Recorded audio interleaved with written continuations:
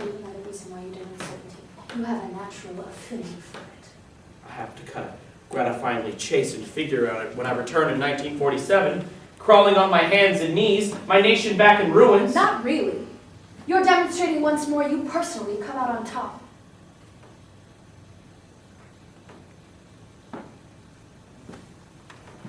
Begging for food parcels? Established in Göttingen under British protection, in charge of post-war German science.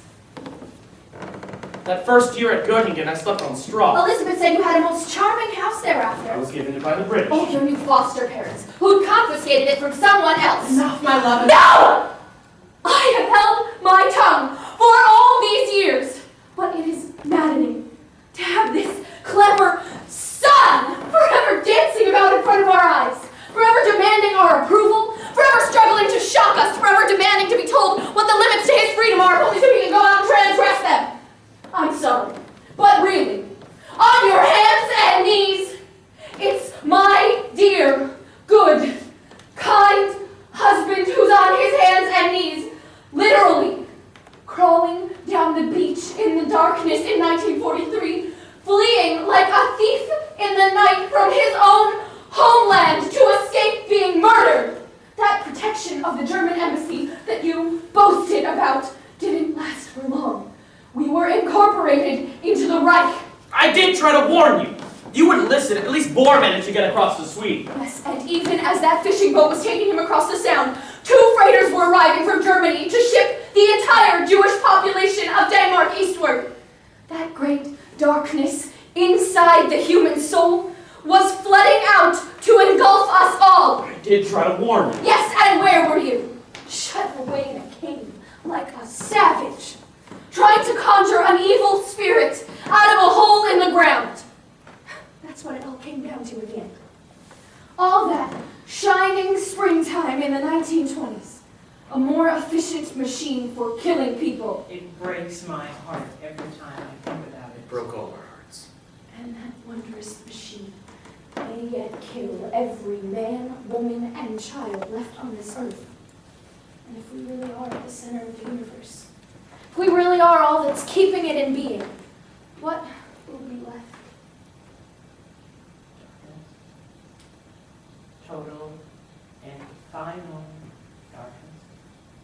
Even the questions that haunt us will be extinguished. Even the ghosts will die. All I can say is, I didn't do it. I didn't build the bomb. No. And why didn't you? I'll tell you that too. It's the simplest reason of all. You couldn't. You didn't understand the physics. That's what Gauchman said. And Gauchman knew. He was one of your magic circle. He had overlifted Spain. All the same, he didn't know what I could or couldn't understand about a bomb. He tracked you down across Europe for Allied intelligence after the war. He interrogated you when you were captured. He blamed me, of course. His parents died at Auschwitz. He thought I should have done something to save them. I don't know what. 1,000 hands reaching up from the darkness for a lifeline, and no lifeline that could ever reach them. He said you didn't understand the crucial difference between a reactor and a bomb. I understood, I simply didn't tell the others. Oh. I understood them. But secretly, You can look it up if you want to. there's evidence for once. It was almost painfully recorded. Witnesses even. Unimpeachable witnesses. Who wrote it down? Who recorded it and transcribed it. Even though you didn't tell anyone? I told one person. I told Otto Hahn. That terrible night at Farm Hall after we had just heard the news. Somewhere in the small hours after everyone went to bed, I gave him a reasonably good account for how the bomb had worked. After the event. After the event, yes, when it no longer mattered. Everything that Gauchman said I didn't understand.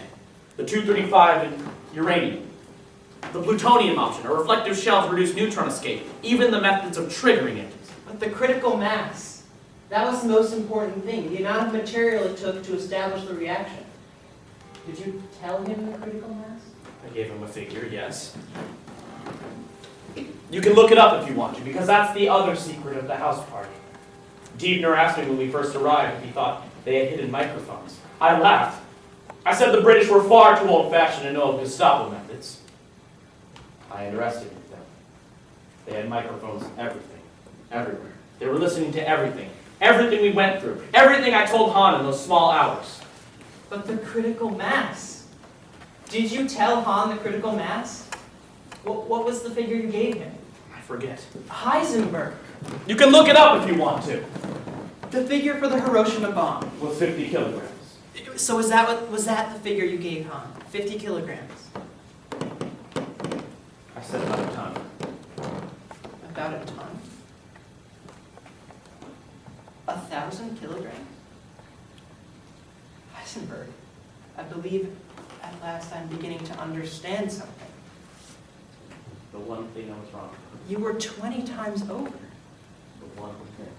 But Heisenberg, your mathematics, how could they have been so far out? And they weren't. As soon as I did the calculation for the diffusion, I got it just about right. You mean you hadn't calculated it? There was no need to. No need to? It had already been done. Done by whom? By Perrin and Flug in 1939. Perrin and Flug? My dear Heisenberg, that was for natural uranium. Wheeler and I showed that it was only the 235 that fissioned.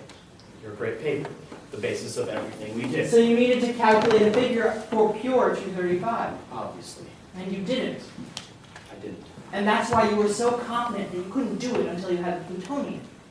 Because you spent the entire war believing that it would take not a few kilograms of 235, but a ton, or more. And to make a ton of 235 in any plausible would have time required something like 200 million separated units. It was plainly unimaginable. You'd only realize that it would take a few kilograms. Even to produce 1 kilogram would require something like 200,000 units. 200 million is one thing. 200,000 is another. You might just possibly have imagined setting up 200,000. Just possibly. The Americans did imagine it. Because Otto Frisch and Rudolf Peierls did do the calculation. They solved the diffusion equation.